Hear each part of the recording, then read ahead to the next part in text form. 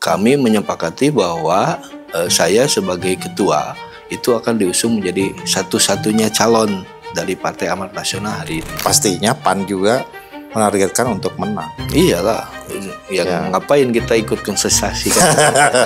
Poros yang akan kami ambil ke depan itu adalah poros yang bisa mewadahi kepentingan kami. Nah, pengalaman kemarin kan 2019 itu menjadi evaluasi juga untuk kami. Perjalanan 5 tahun ke depan gitu, itu kita bisa benar-benar persiapkan orangnya biar masyarakat yang menilai siapa orang yang sesuai dengan harapan mereka. Tapi yang terpenting bahwa kami ingin mengusung sebuah gagasan. 5 tahun ke belakang kita sangat terpuruk kondisinya. Fokus pembangunan 5 tahun ke depan itu lebih difokuskan untuk pembangunan ekonomi. Assalamualaikum warahmatullahi wabarakatuh, Baraya Priangan. Ketemu lagi di Perspektif. Kali ini kita kehadiran seorang tamu. Beliau adalah sosok muda yang masih di bawah 40 tahun, under 40 ya. Dan beliau sudah memimpin partai, yaitu Partai Amanat Nasional Kabupaten Tasikmalaya. Beliau adalah anggota DPRD Kabupaten Tasikmalaya. Dan hari ini beliau juga tampaknya salah satu kandidat Bupati garis miring Wakil Bupati Kabupaten Tasikmalaya yang akan meramaikan hiruk pikuk pemilihan kepala daerah di Kabupaten Tasikmalaya. Beliau adalah Kang Asep Jul. Siap. Ketemu lagi. Dan di podcast yang lalu, gitu. Kalau ada kesempatan, kenapa enggak? Iya. Kenapa enggak saya harus maju? Gitu. Iya. Gimana sekarang hilal ya? Kesempatannya itu masih ada apa enggak? Ya, saya masih konsisten karena kan sebenarnya yang jadi motivasinya adalah bahwa kita ingin ikut kontestasi itu dalam rangka untuk berbuat gitu. Bukan karena apa-apa, tapi kita ingin berbuat untuk Kabupaten Tasikmalaya gitu. Nah, karena kan siapapun nanti yang berangkat pastinya dia membawa sebuah ide gitu. Ide untuk kebaikan masyarakat Kabupaten Tasikmalaya. Nah, itu yang jadi kenapa saya mempunyai motivasi ke arah sana gitu. Oke. Tapi bagaimana di internal partai politik? Udah satu suara sepakat dukung Asjol nih? Sampai hari ini sih kita masih konsisten dengan keputusan resmi yang dilegitimasi oleh rapat kerja daerah. Oke, di Rakerda itu apa bunyinya? Nah, Rakerda itu kami menyepakati bahwa saya sebagai ketua itu akan diusung menjadi satu-satunya calon dari Partai Amanat Nasional hari ini. Oh, luar biasa. Berarti saya nggak salah ngomong. Tepuk tangan buat Pak Asep Jul, calon Bupati Tasikmalaya. Dan kalau jadi nyalon kayaknya calon bupati atau wakil bupati termuda. Iya, mudah-mudahan. Berarti PAN tidak membuka pendaftaran atau masih terbuka? Ya, sampai hari ini belum membuka karena kami juga masih berusaha berkonsolidasi gitu, berkomunikasi dengan semua partai gitu. Ya, mudah-mudahan kita diberikan ruang untuk berbuat gitu.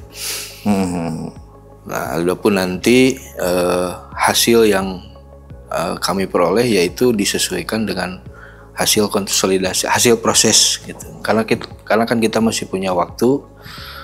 Pendaftaran pilkada itu kan Agustus. Nah, kita sekarang masih berusaha bekerja keras bersama-sama dengan struktur partai. Itu ya mudah-mudahan lah ada dukungan, ada ada juga respon yang baik di tengah-tengah masyarakat. Dengan angka 4 kursi itu ya cukup seksi ya untuk bergabung dengan koalisi. Ya, melakukan kerjasama politik dengan partai lain tentunya.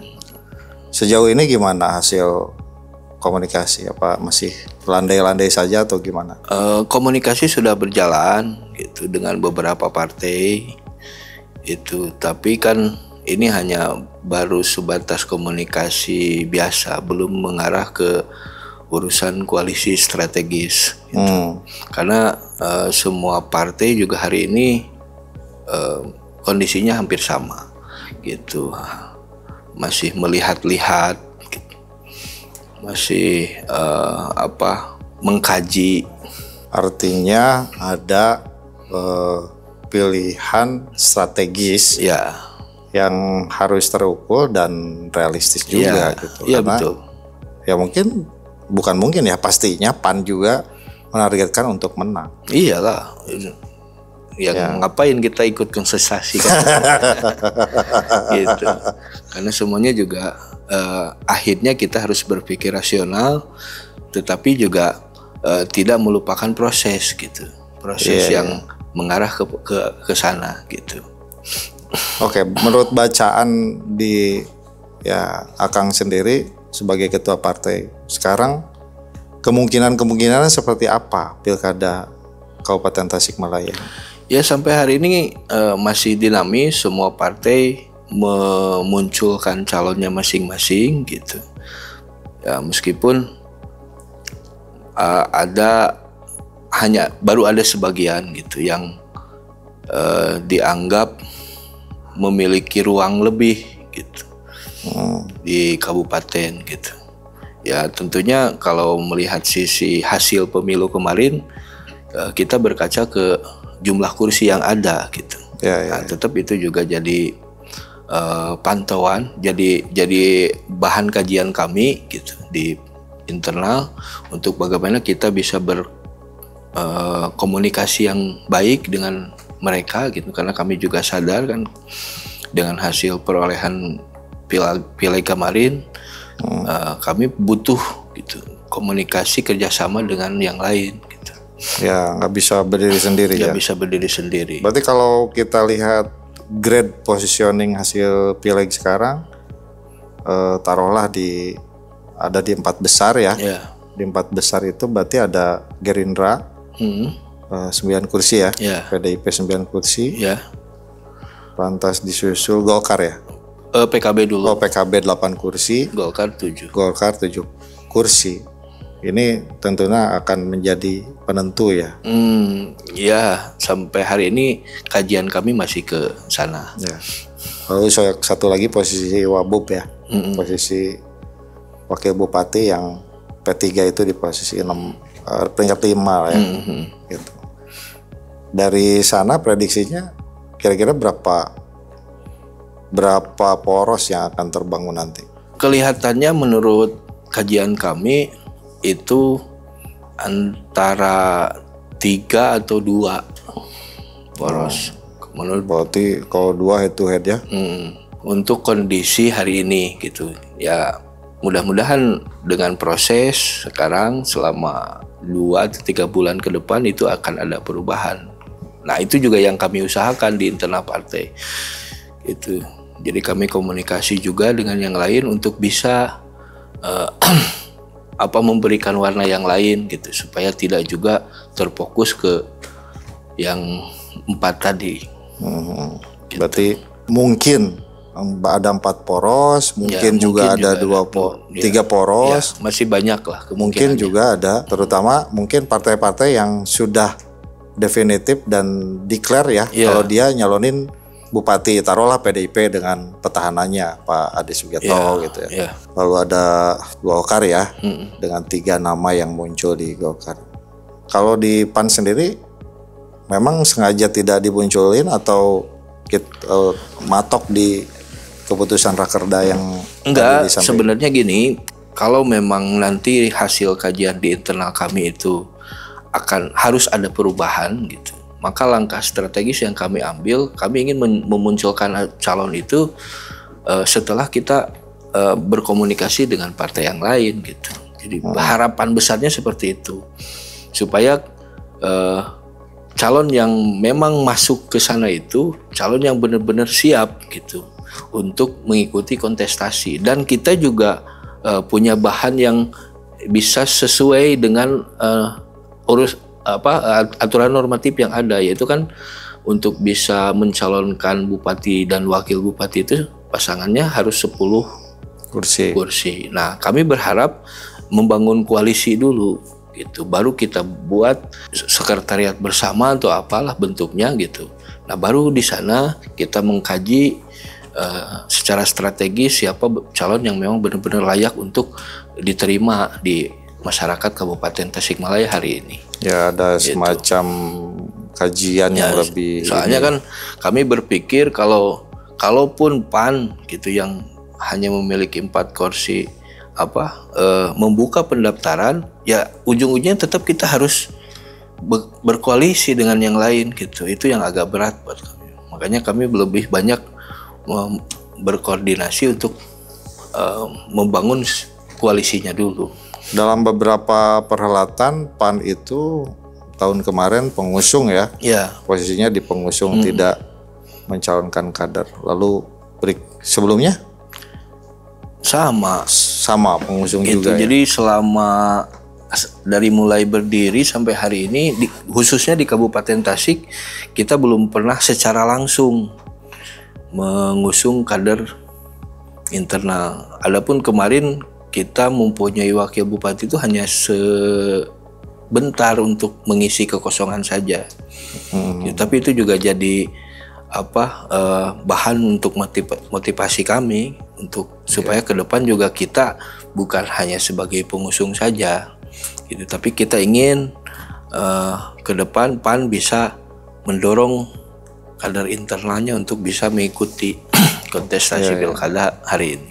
Ya, tentu bukan hal yang mudah tentunya, karena butuh effort dengan biaya yang cukup besar dan tenaga yang cukup besar, juga waktu yang cukup untuk membangun popularitas itu.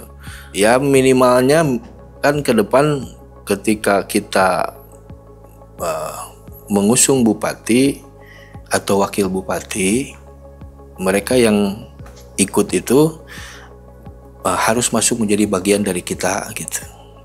Sehingga kita juga punya jaminan ke depan bahwa PAN ikut berbuat gitu, PAN ikut serta dalam kontestasi ini, bukan hanya sebagai pengusung saja. Sementara hasil ya tentunya kan udah komunikasi tadi kan udah berjalan. Yang bisa disimpulkan dari langkah ke depan atau yang dari hasil komunikasi itu sekarang apa? Belum ada apa-apa, belum ada kesimpulan atau belum sih, karena kalau memang sudah ada progres ke arah sana, ya seharusnya kan kita sudah membangun komitmen bersama gitu. Bagaimana sebenarnya membangun Tasik ke depan itu dari sisi ide yang dimunculkan oleh setiap partai pengusung gitu. Karena kan semua partai, setiap partai itu punya gagasan gitu. Nah, harus masuk dalam satu kesatuan gitu. Nah, hari ini saya nggak bisa menyampaikan saya kerjasama dengan ini, karena sampai hari ini belum ada kesepahaman yang terlegitimasi gitu. Itu baru hanya sebatas komunikasi mengarah ke arah sana gitu. Nah, mudah-mudahan dalam waktu dekat lah kita juga berharap ini terjadi gitu.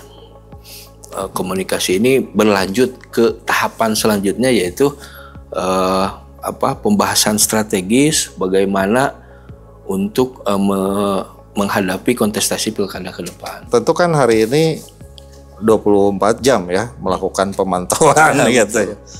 Taruhlah koalisi atau poros koalisi itu tidak bisa dipisahkan dengan figur yang akan diusung. PAN sendiri chemistry-nya lebih ke poros yang mana ya sekarang? Ya, saya mau sebenarnya kajian strategis di internal itu, poros yang akan kami ambil ke depan itu, pertama adalah poros yang bisa mewadahi kepentingan kami, gitu. Karena kami juga ingin berbuat lebih untuk masyarakat, dan kami secara partai juga mempunyai kader-kader di bawah yang langsung bersentuhan dengan masyarakat gitu. Jadi itu yang menjadi fokus kami gitu.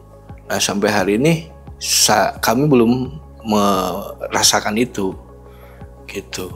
Jadi ketika ada satu calon yang bisa bekerja sama secara gagasan itu, lalu kesepahaman untuk membangun Tasik ke depan, nah itulah yang kami pilih gitu. Nah hari ini kami tidak melihat dulu siapa yang muncul gitu, tapi melihat bagaimana rekam jejak mereka di tengah-tengah masyarakat, lalu bagaimana bentuk kerjasama yang akan dibangun untuk ke depan.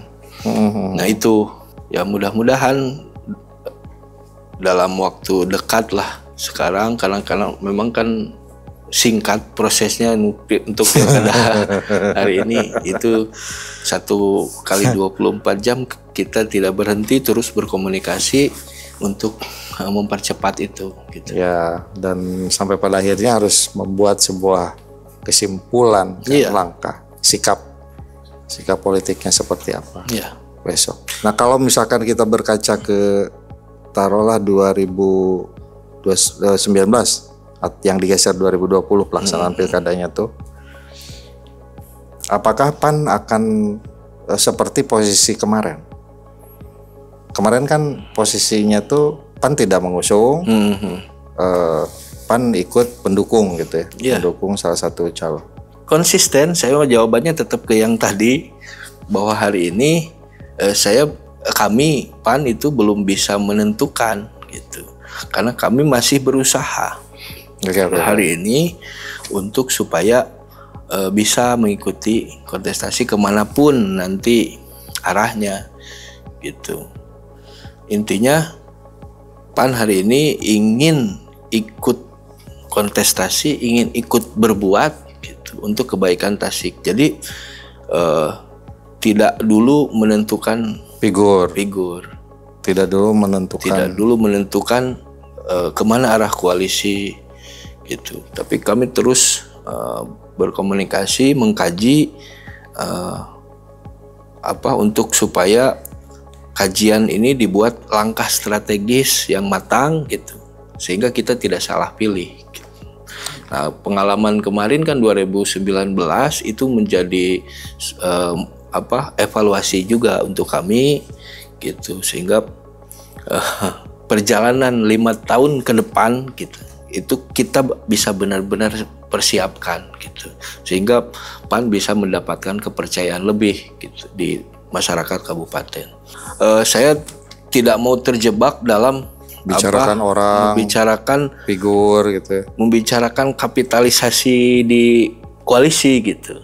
Tapi saya ingin bahwa hari ini komunikasi di tiap partai itu lebih mengarah kepada ide apa, gitu, gagasan apa yang akan kita bangun untuk kebaikan Tasik. Nah, inginnya ke arah sana, sehingga tidak mau terjebak. Udahlah, ikut dengan koalisi ini karena koalisi ini dirasa lebih kuat.